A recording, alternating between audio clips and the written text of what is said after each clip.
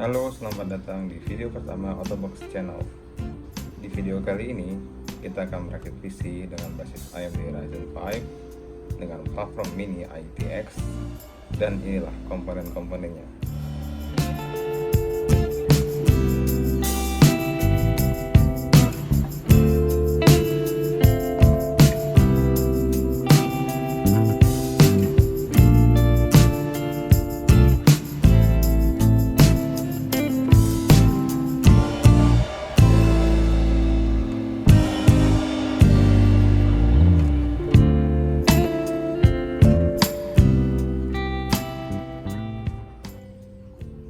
Oke, sekarang kita bahas komponennya satu-satu ya.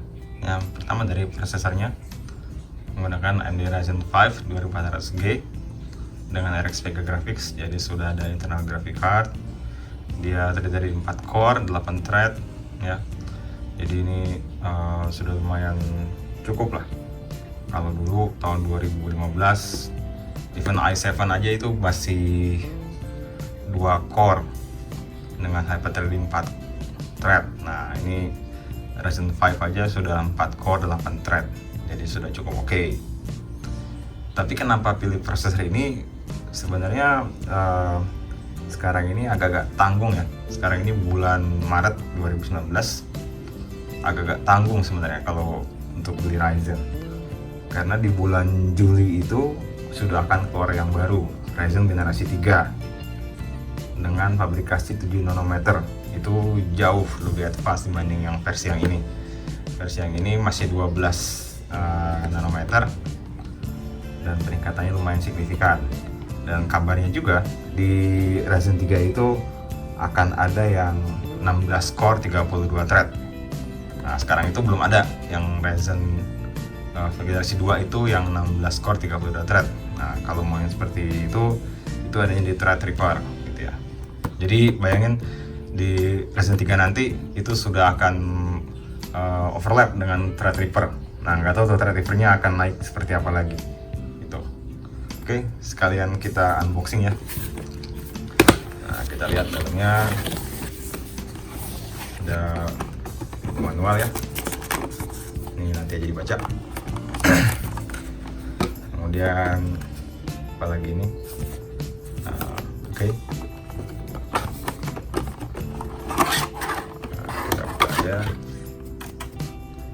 Oke, nah ini dia prosesornya dan dapat stiker juga gitu ya, AMD Ryzen 5 2400G dengan soket AM4 ya, dan AMD sudah garansi paling nggak sampai 2020 itu masih tetap akan pakai AM4. Jadi di Ryzen generasi 3 pun harusnya masih pakai AM4. Jadi nggak terlalu rugi-rugi amat kalau sekarang beli motherboard untuk Ryzen, karena nanti mestinya masih akan support Ryzen 3.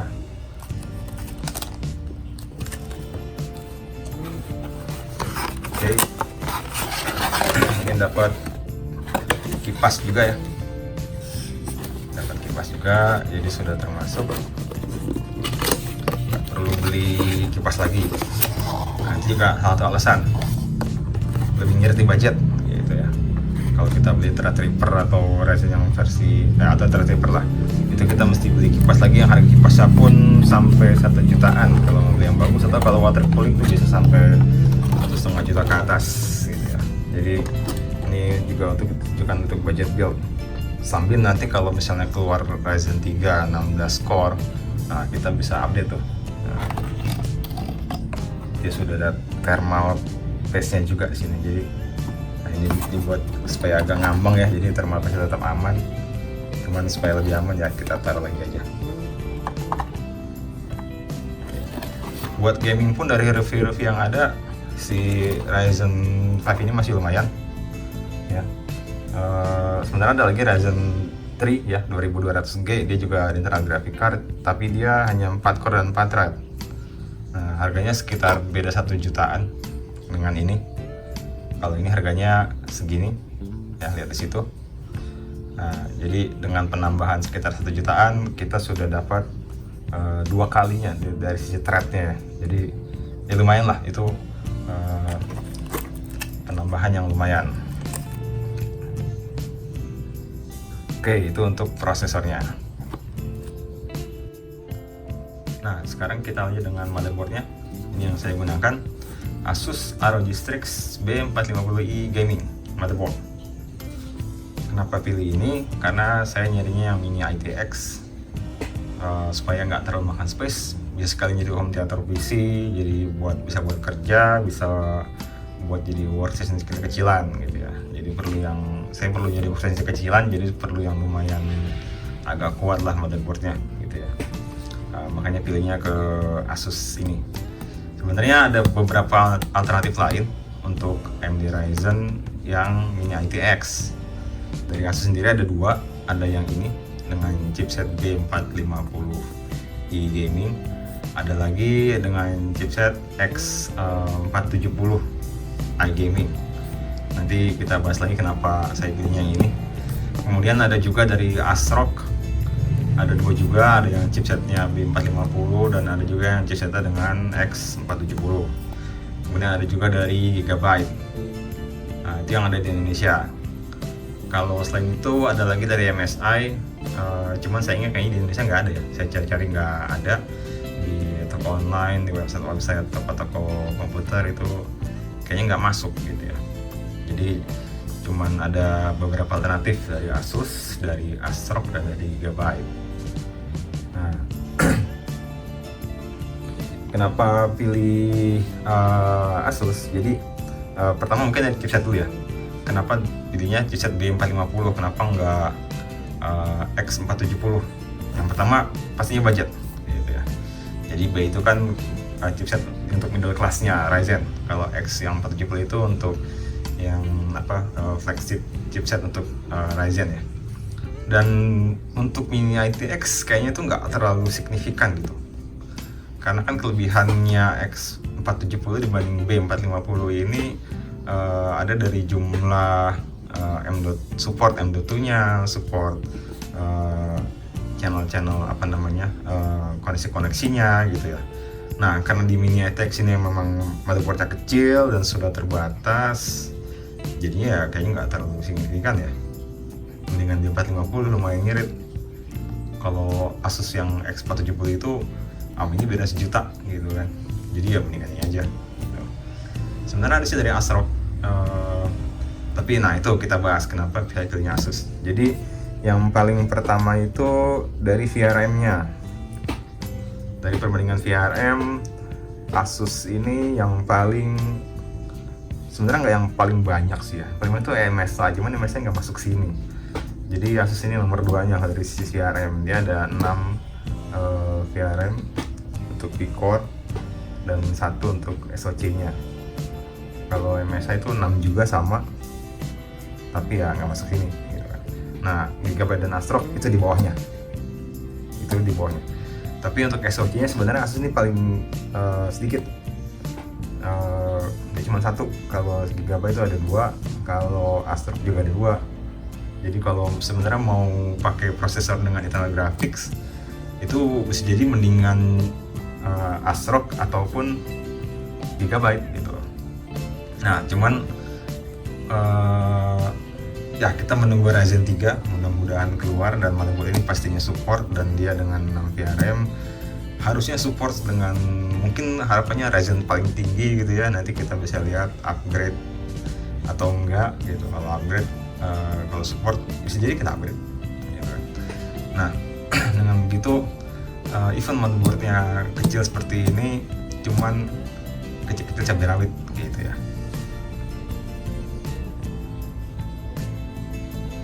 Oke, sekalian kita buka ya. Nah, ini.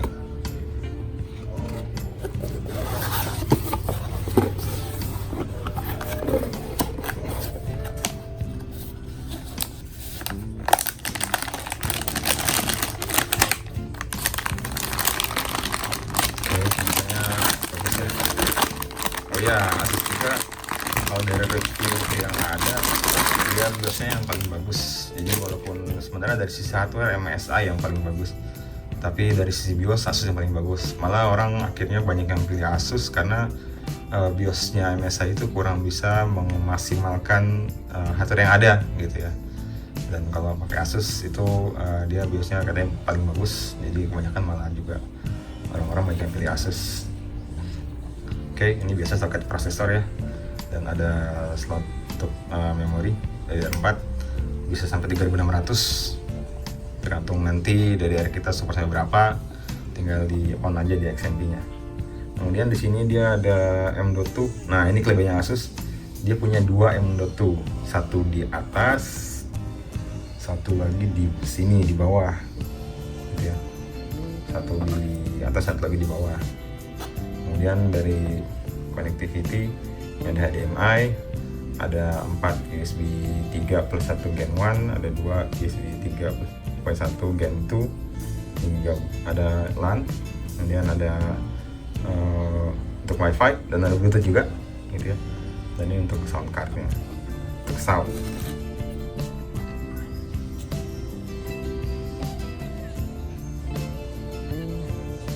Oke, ini dia Asus ROG Strix B450i.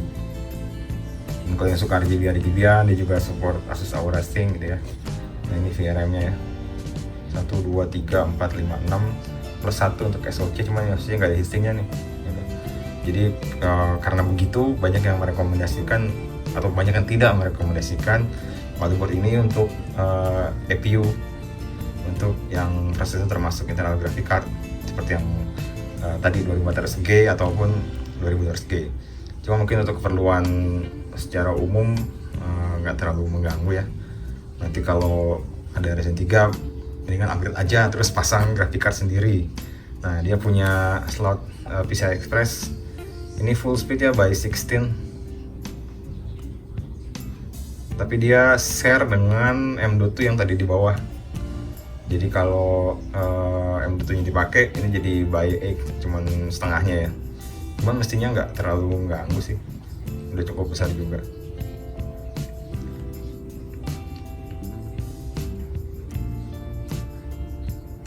Nah, ini port SATA-nya. Kalau punya 2 M.2 enak pakai M.2 ya gitu. Cuman kan SATA kadang-kadang butuh juga untuk penyimpanan file-file yang nggak perlu akses dan terlalu cepat gitu. Jadi kita bisa pakai SATA-nya juga.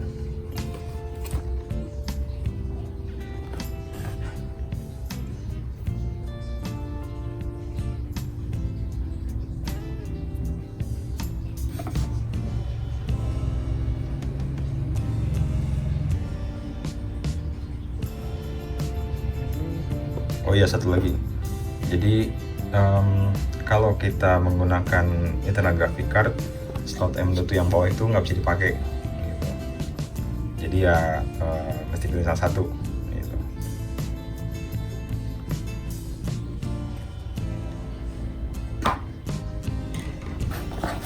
Di belakang sini ada feature-featurenya.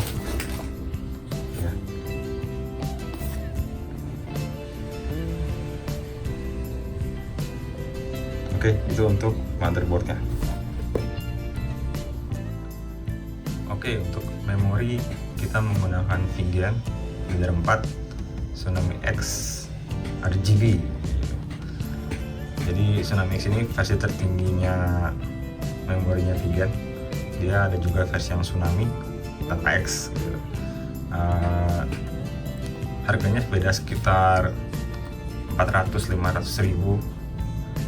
Tapi kita coba aja yang Tsunami X gitu ya, karena dari review-review yang ada dia juga kuat running sampai 3200, dia kuat sampai 3600 pernah dan coba overclock gitu. Jadi kita langsung aja dengan versi tertingginya. Nah, tapi yang bikin bingung ini, Vygen itu punya 2 tipe Tsunami X. Jadi kalau kita lihat tipenya di sini, itu belakangnya ada yang TX. Nah, ada lagi yang TXV. Itu yang TXV lebih mahal, cuman saya nggak tahu bedanya apa. Nanya ke toko resminya Vygen juga, dia bilang nggak tahu ya. Terus saya nanya chipsetnya apa untuk yang ini, dia bilang masih rapat karena ketutup sama heatsink. Iya pasti ya, ada heatsinknya gitu kan. Cuma harapannya sih mereka sebagai penjual resmi tahu, cuman ya sudah gitu. Kalau dari review ada yang bilang nih chipsetnya Samsung, ya mudah-mudahan Samsung, bener Samsung. Nah, kita buka aja.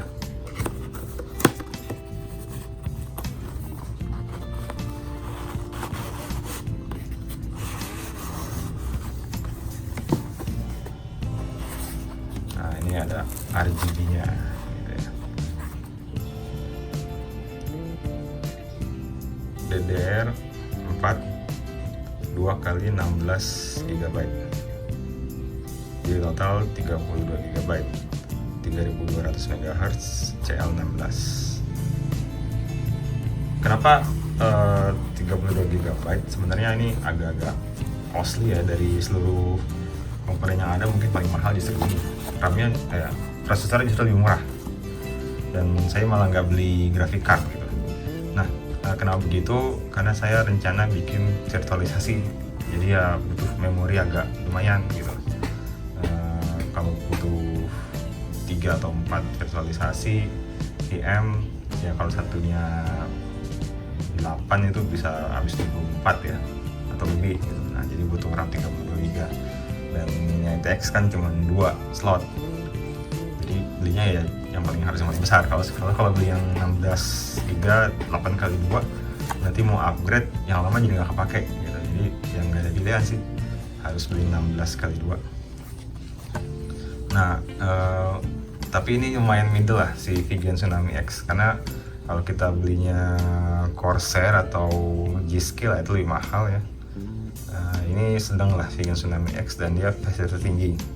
Jadi kadang saya lebih pilih versi paling bagusnya dari brand yang agak middle dibanding versi bawahnya brand yang bagus. Karena kadang-kadang versi paling bagusnya brand yang middle itu lebih bagus, dan dia paling bagus. Kadang-kadang lebih bagus ya dari versi bawahnya brand yang brand yang atas seperti G-Skill ataupun Corsair. Oke, jadi itu memorinya.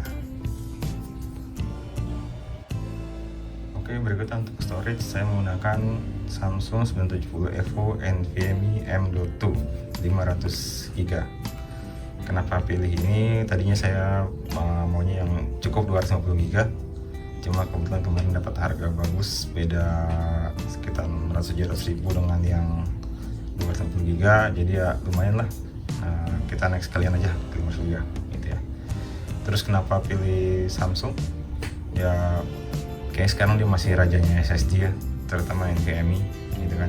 Atasnya yang Evo itu masih ada yang Pro, lebih cepat, teman nggak terlalu beda signifikan, dan harganya beda signifikan. Jadi kita pilihnya yang Evo aja. Nah, yang kompetitor lain yang lumayan mendekati itu ada dari WD Black NVMe. Yang 5 GB-nya itu lumayan harganya lumayan kompetitif ya, dia di bawah 2 juta. Nah, jadi kalau Samsung kalau dapat harga bagus ya dapat juga di bawah 2 juta, tapi umumnya sih masih di atas 2 juta gitu. Jadi si WD itu sebenarnya worth it juga gitu. Terus kenapa juga nah di Ryzen itu kelebihannya juga untuk slot M.2 SSD-nya itu dia direct to CPU. Jadi di Ryzen dan juga Threadripper dia direct to CPU. Jadi nggak lewat chipset, dan dia saja jadi lebih cepat. Oke, kita coba buka aja ya.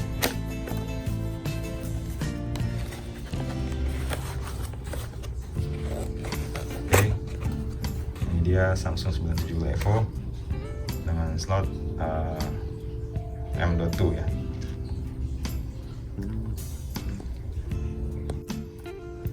Tambah sedikit untuk M.2 NVMe.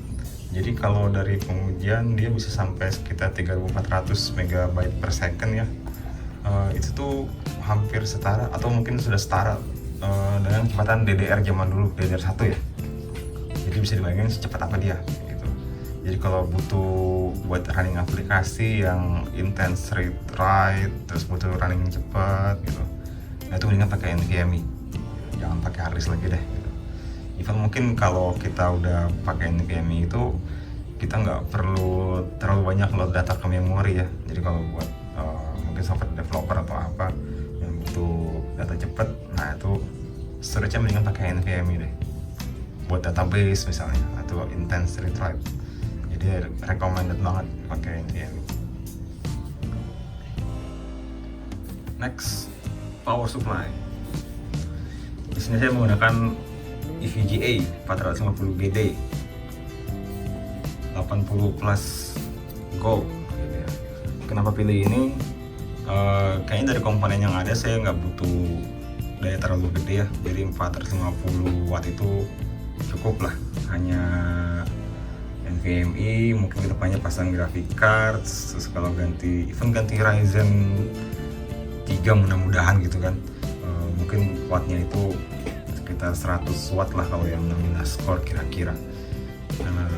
Masih cukup lah, masih jauh ya, belum ada setengahnya. Dan rekomendasinya mungkin memang konsumsi daya realnya itu setengahnya dari daya maksimal si power supply. Jadi kalau ternyata butuh sekitar 200 watt lebih sedikit, ya itu masih cukup banget gitu. Jadi masih itu cukup. Terus dia juga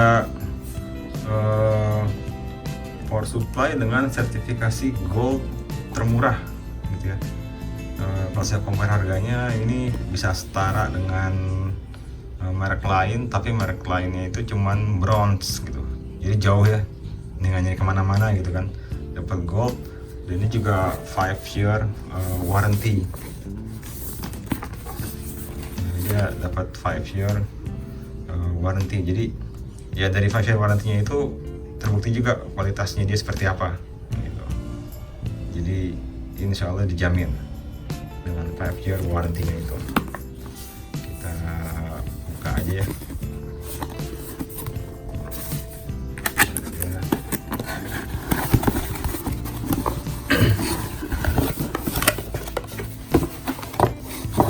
Ya, ini ada buku manual power supply, tapi ini nggak modular atau gimana ya, tapi dia yang penting gold ya, sudahlah buku manualnya.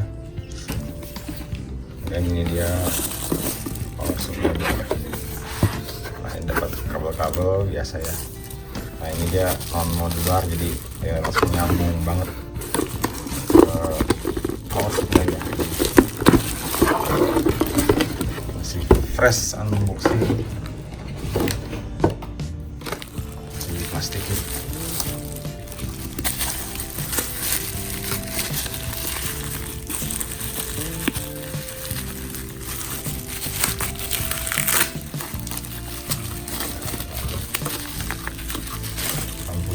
Gold lumayan hemat listrik ya, pas gold kalau nyalanya 24 jam gitu ya. Kalau aja mungkin nggak terlalu lah.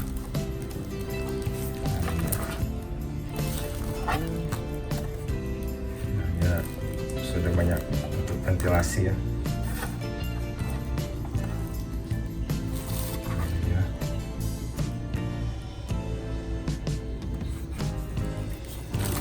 Non modular, nggak masalah.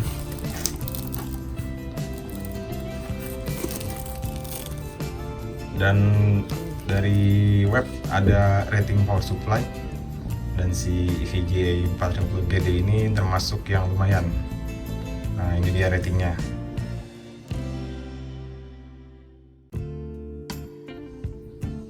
Oke, itu dia untuk power supply. Next, aksesoris kipas casing. Ini Noctua Redux 80 mm 8 cm ya. Noctua Redux ini versi murahnya dari Noctua, tapi katanya masih ya versi murah, tapi Noctua quality. Kita semua mungkin udah tahu kualitas Noctua seperti apa, jadi ya kita percaya aja.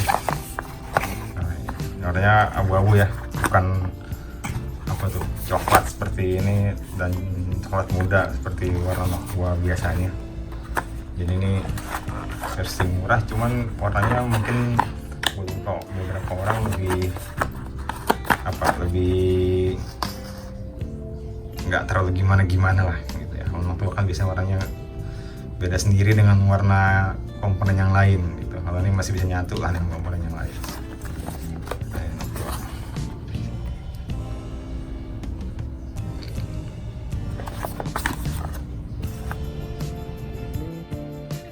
Next, keyboard dan mouse Logitech MK240 Nano. Jadi ini keyboard wireless, lumayan budget friendly, sekitar 250 ribuan kurang lebih. Dia nggak full size ya, seperti notebook ya, nggak ada 6 locknya di sini. Cuman cukup lah, dan malah lebih ringkas gitu, gampang kalau mau jarak jauh gitu, nggak repot. Dan sudah plus mouse juga, pakai koneksi wireless.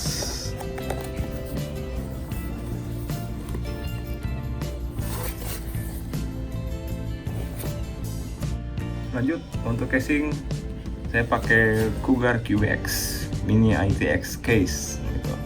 Jadi casing ini kecil, tapi nggak kecil-kecil amat sih sebenarnya. Tapi oke lah, karena dia Mini ITX, masih lebih kecil dibanding casing Micro ITX. Casing ini airflow-nya bagus banget mestinya, karena dia bisa pasang kipas depan, belakang, atas, bawah dengan ventilasi kanan dan kiri gitu. Jadi mestinya airflow-nya oke banget ya. Nah, ini kita lihat gede banget, jadi ya nanti kita lihat aja setelah jadinya seperti apa. Nah, ini contoh untuk airflow-nya, itu Cougar QBX. Terus yang juga jangan lupa IPS. Ya, ini penting nggak penting sih, tanpa IPS juga sebenarnya bisa. Cuma kalau kita jalanin PC, terutama kalau jaga-jaga mati listrik, biar nggak ada gangguan segala macam, mendingan pakai IPS gitu ya, jauh lebih aman gitu. Walaupun motherboard sekarang katanya ada surge protector dan lain-lain, cuman lebih aman lah pakai IPS. Dan kalau mati, kita masih punya waktu untuk matiin komputernya secara proper gitu ya. Nah, untuk ini cukup pakai yang 360 watt, karena kan tadi daya maksimal mungkin sekitar 200 watt aja, jadi ini cukup lah ya mestinya. Sekalian lumayan dapat ngiris sedikit lah.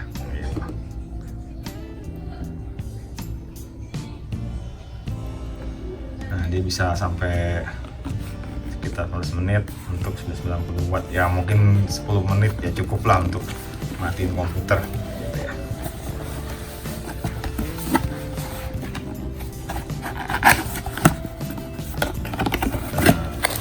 Cuman nanti spesial sebenarnya dengan IPS.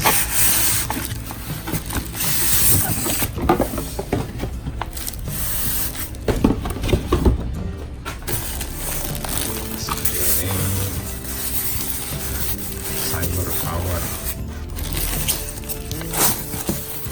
ini sih lumayan laku, misalnya banyak, tapi yang mudah-mudahan awet,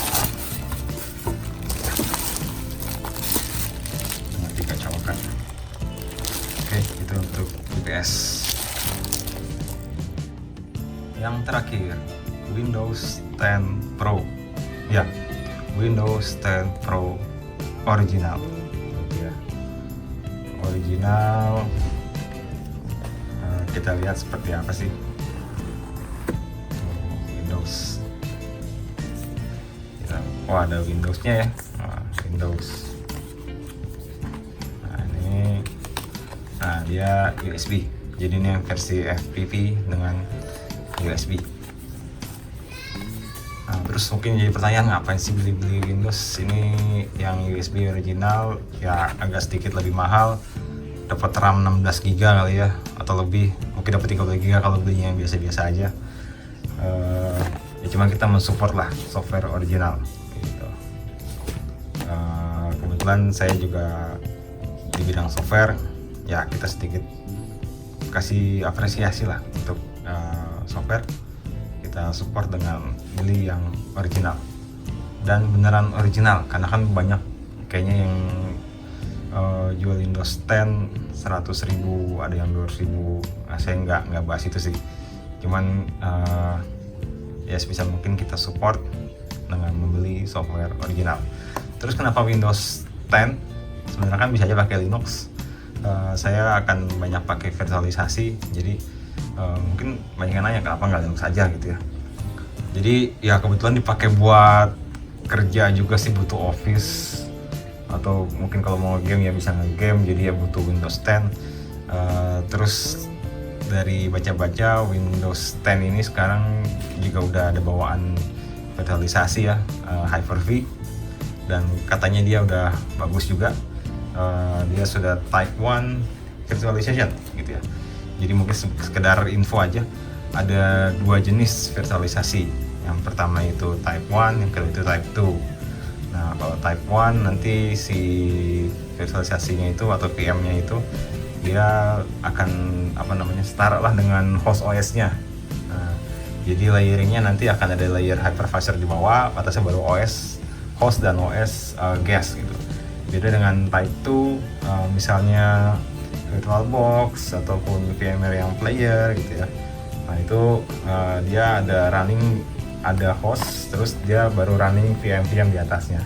Itu akan ada sedikit impact lah ke performance. Nah kalau si Hyper-V dia type 1 mesti udah bagus. Jadi kita bisa pasang Linux aja nanti di VM-nya aja. Nah gitu ya. Nah itu untuk Windows 10 Pro.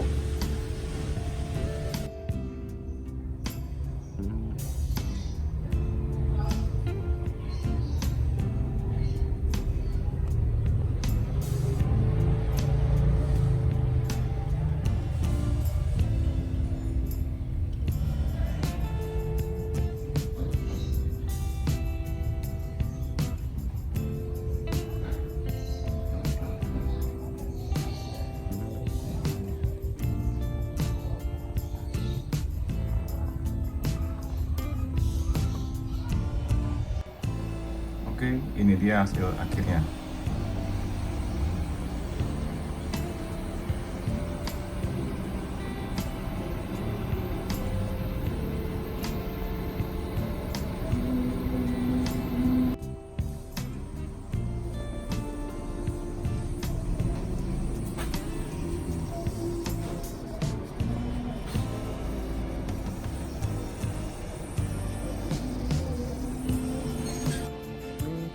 Oke, sekian video dari Autobox Tech. Sampai jumpa lagi di video berikutnya.